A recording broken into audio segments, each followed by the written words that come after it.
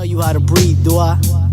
Yo, that right there is Shinobi Stalin, a song called Soul Rap off his album Zombie School, one of his early rap albums, and that's an Orlando cat, man. You know, I don't give Orlando enough shine on this show, but I'm trying, y'all. You know what I'm saying? Shout out to Midas the Beast.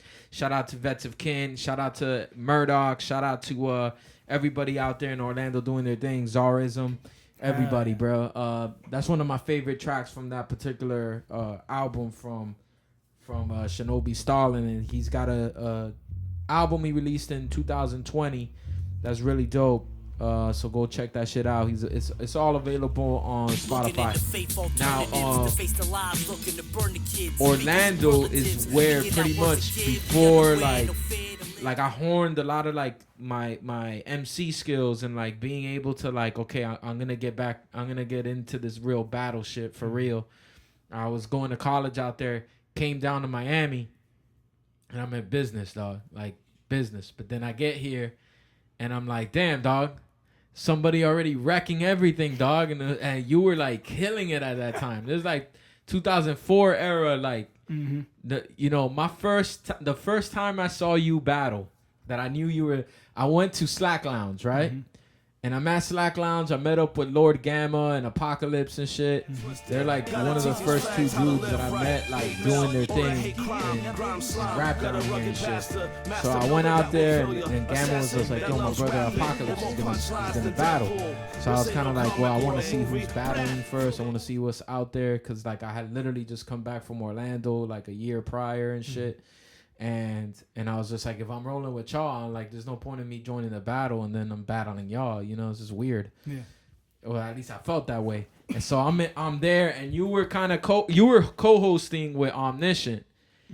And Apocalypse made it to the end. He won the battle basically. And then I knew you were a problem because Omniscient like was just like, yo, y'all want to see him battle Wrekonize? And just the way he said it, I was just like, oh man, this guy's gonna be good. This guy's gonna be good, isn't he? So the battle went forth, dog. And shout out to Apocalypse, dog. My homie, my brother, dog. But you took that battle. Yeah, what I love, Apocalypse always had the greatest energy. Also, like Surgeon, he was always super, like, back then in the day, he was always very intense. And he's also, like, a fucking big-ass dude. You know what I'm saying? That's what I loved about battling. That's why I him and his brother. Bro, yeah. He his was brothers. intimidating guy. Yeah, bro. You know what I mean? And he was always super cool with me. And he always showed me love. And he was always cool as fuck. That's why I always loved battling. Because it was, like, such a cool way to be able to say crazy shit to somebody, you know, and for the most part, like 98% of the time, you're gonna be cool after because it's sportsmanlike, you know.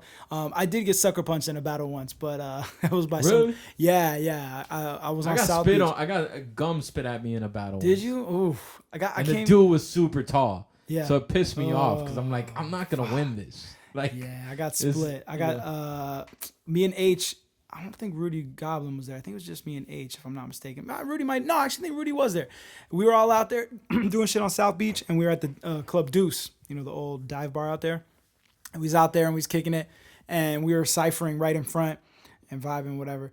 And some dude rolled up, and you could tell, like, there was those rappers at the time that didn't really understand battling. They just knew, like, you know, okay, I'll rap too or whatever, but there was no, like, they didn't play that shit. They weren't part of that school. Nah. And he started getting into it, and somehow him and H got into a little back and forth on the freestyling. So then my thing was like, oh, well, this is my crewmate. You know what I mean? Like, I got to defend my guy. So I jumped in there with my smart ass. And I was like, oh, boom, boom, started like throwing bars his way. And he had a little the earpiece, you know, a little earpiece sticking out. And I was like, yo, you know, make sure that you listen out for a call because, like, your mom's calling soon. And I'm pretty sure it's going to be for me. You know what I'm saying? Some dumb shit like that. And, yo, the dude, he didn't even flinch. Like, he didn't look like he was upset. So I was like, okay, cool. You know, well, we just battled or whatever. And he started rapping. And in the middle of his verse, he started rapping. He was like, yeah, you know, something. I got to pull his bitch ass car. Boom. And he fucking sucker punched me. And he didn't, like, to my credit, because I'm not a fucking fighter. I don't claim to be. I've never have. But he didn't knock me down. He didn't knock me out. But I stepped back and I was like, oh shit, like what the fuck? And I'm like, yo, I immediately went into like damage control. I was like, my bro, like we battling. What are you doing? Like what's happening? Yeah, like we out here. And then I remember H and Rudy being the same, like, yo, man, what the fuck? Like, you know, what's going on? And the dude was so irate that even though we were trying to calm the situation down and be like, yo, what? He was like, yo, man, if you want, we could take it in the alley. And he wanted to fight me. And I was like, bro, I don't want to fight you. The dude was huge. I was like, bro, I'm not trying to fight you. I didn't want to fight you. The whole point was that we was rhyming. That's what we do. You know what I'm saying? But that was the only one time. But there was moments where I would battle certain people that were intimidating, like an Apocalypse, like a Surgeon General, that it was like, it's such a crazy sensation to say some foul shit to somebody that like could kick your ass. You know what I mean? Like, so there'd be moments in those days where I was like, it was such a weird thing and so I appreciated being that outlet and being able to get that out because there's no other place that I could have done. Remember, there was a spot in Miami Lakes called Club Gustos. They would have battle nights out there, and I battled this real tall dude, man, and he fucking spit his gum. He's rapping and then he fucking goes and he spits his gum. It bounced off me in slow motion and everything. But the only constellation I got out of that shit was that I fucking destroyed him. Yeah. And I was able to fucking destroy him. And I was just like, whew.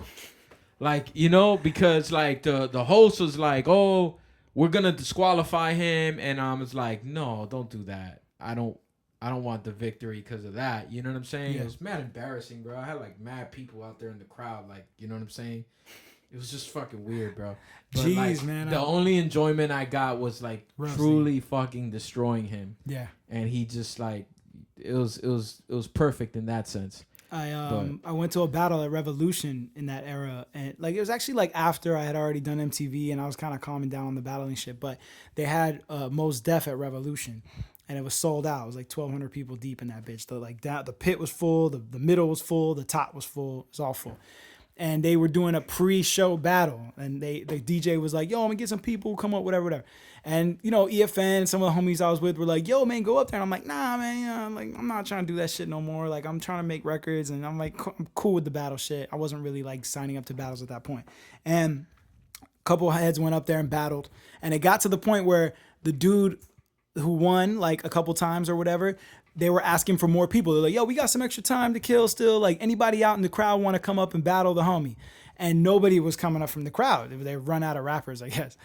So E and them pushed me up to be like, yo. And they were kind of like motioning to me and shit. And the DJ saw me and he was like, all right, I see. He knew who I was. And he was like, come on, man, let's go. So then I got up there, roasted the first dude that was like the champion or whatever. Yeah. And they managed to pick another person up out the crowd, and he came up. And then I roasted him too. And then they were like, yo, we can do one more round. And they couldn't find a person in the crowd that wanted to come up and battle me, which was fucking just like one of my, such a good feeling, you know? I'm like, I'm staring in the face of 1,200 people in front of this stage. And not one of them wants to fuck with me, you know? And like I said, for somebody who's passive and never like considered themselves to be tough or like ever really like punked anybody physically, you know, I'm not that dude. I'm always been a passive person. That's what you could. That is like a moment that you cannot reproduce anywhere else, but you know, the schoolyard. Yeah, my brain could beat you up. Yeah, like bro, like it just felt like, you know, you felt like a fucking gladiator. I was just like, I always cherish that moment because I've never felt like tougher than like that moment, you know. All right, let's keep it moving. Let's keep it rolling. Let's hydroplane on these people.